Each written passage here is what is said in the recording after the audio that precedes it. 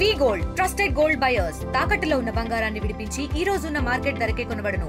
మరిన్ని వివరాలకు సంప్రదించండి 7710 పేకాట ఆడుతుండగా పోలీసులు రైడ్ చేశారు. ఒక్కసారిగా పోలీసులను చూసి పరిగెత్తుకున్నారు. దీనిలో భాగంగా వెళ్తున్నటువంటి క్రమంలోనే కుప్పగోలి మృతి చెందిన ఘటన రాజన్న సిరిసిల్ల జిల్లాలో విషాదాన్ని నింపింది. రాజన్న సిరిసిల్ల జిల్లా ఎల్లారెడ్డిపేట మండలం వెంకటాపూర్ గ్రామానికి చెందినటువంటి ఓ వ్యక్తి మృతి చెందాడు. ప్రస్తుతం మనం సిరిసిల్ల హాస్పిటల్లో ఉన్నాము.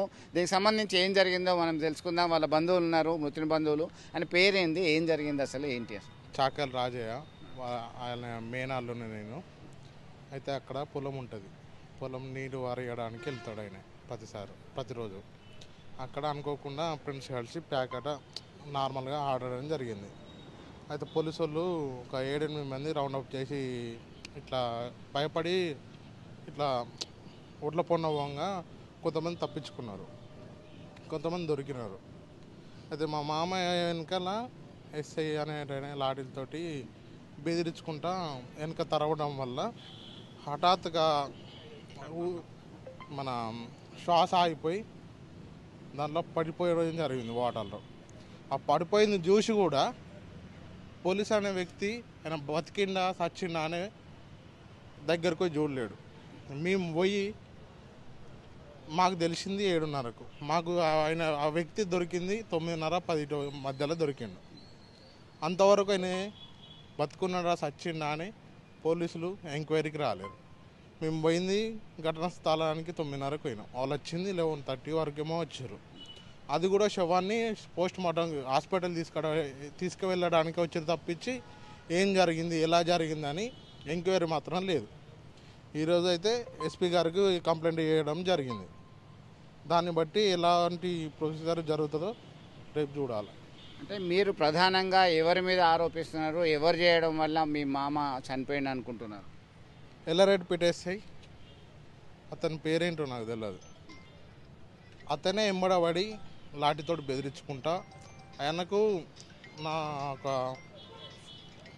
2 years బ్యాక్ బ్రెయిన్లో బ్లడ్ క్లాట్ అయింది, సర్జరీ జరిగింది.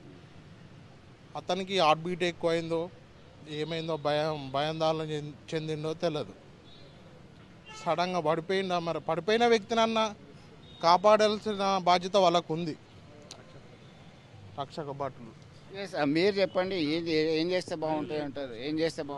మరి ఆయన చేసిన తప్పే కావచ్చు, అది పెద్ద నేరం కాదు. అంత అలా ఉరికించడం తప్పన్న నేను భావిస్తున్నా. అక్కడే ఆపి ఆయనకు ఏదో ఫైనో కోర్టుకో రాసేస్తే అయిపోయేది.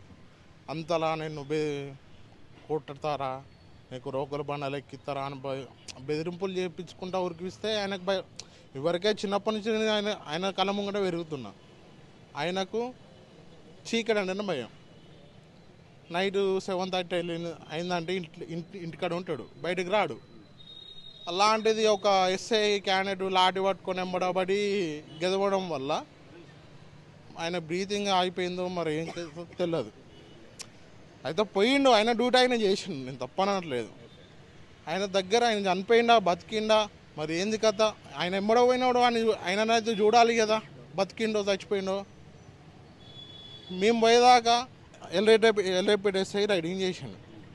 ఎల్లారెడ్డిపేట ఎస్ఐ అక్కడికి ఘటన స్థలానికి రాలేడు నైట్, ఇప్పటి వరకు ఇక్కడికి రాలేడు. మరి ఎవరు తప్పు అంటారు సార్? తప్పుంటే ఆయనకు శిక్ష వేయచ్చు, చట్టపరంగా శిక్ష వేయచ్చు. తప్పులేం చేస్తే పలానా ఎల్లారెడ్డిపేట ఎస్ఐ ఎందుకు రావట్లేదు ఇక్కడికి?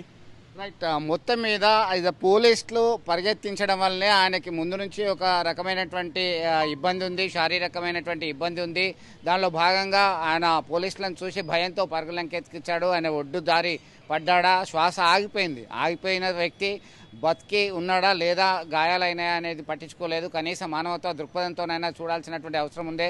పేకాట ఆడిన వాళ్ళకి కనీసం చట్ట ప్రకారం పెట్టి కేసు వేయచ్చు, ఇంకా ఇతరత్ర శిక్షలు విధించినా పర్వాలేదు. కానీ ఏకంగా ఆయన ప్రాణాల మీదకి వచ్చింది అని చెప్పేసి ఆందోళన వ్యక్తం చేస్తున్నటువంటి పరిస్థితి. ఉన్నత స్థాయి అధికారులను సైతం ఆశ్రయించారు, తమకు న్యాయం చేయాలని కోరుతున్నటువంటి పరిస్థితి. పోస్ట్మార్టం నివేదికలో ఆ రిపోర్టు ఆధారంగా ఎలాంటి చర్యలు చేపడతారు ఏంటి అనేది మనం వేచి చూడాల్సిందే. విడుదల సుమంత్తో కలిసి చంద్రశేఖర్, RTV, సిరిసిల్ల హాస్పిటల్ నుంచి. మా తమ్ముడు సిహెచ్ సాకలి రాజయ్య పొలంలో పని చేస్తుండగా తన దోస్తులు ఒక 5-6 కలిసి పత్తాలు ఆడదాం రా అనే సమయంలో తనను తీసుకొని వెళ్ళారు. ఆ 6-7 పత్తాలు ఆడుతుండగా అందులో నుంచి ఎవరికో ఎల్లారెడ్డిపేట పోలీస్ స్టేషన్కి ఇన్ఫర్మేషన్ ఇచ్చారు. అందులో పోలీసులు వాళ్ళను వెంబడిస్తుండగా మరి వెంబడించిన 7 వ్యక్తులలో అందరు పరారైతుంటే మరి రాజా అనే వ్యక్తి పొలం నుంచి వేయిన వ్యక్తి పత్తాలు ఆడుతుండగా అందులో ఆ 6 పరారయ్యారు. రాజా అనే వ్యక్తి అక్కడ చనిపోయి ఉన్నాడు.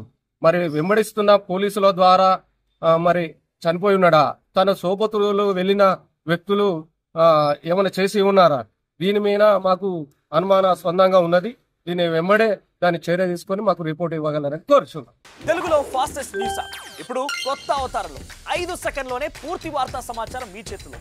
సోషల్ మీడియా ట్రెండ్స్ మీ కళ్ళ ముందుకే live TV and voice search options తో ఇప్పుడే డౌన్లోడ్ చేయండి. యాప్ లింక్ డిస్క్రిప్షన్ లో ఉంది.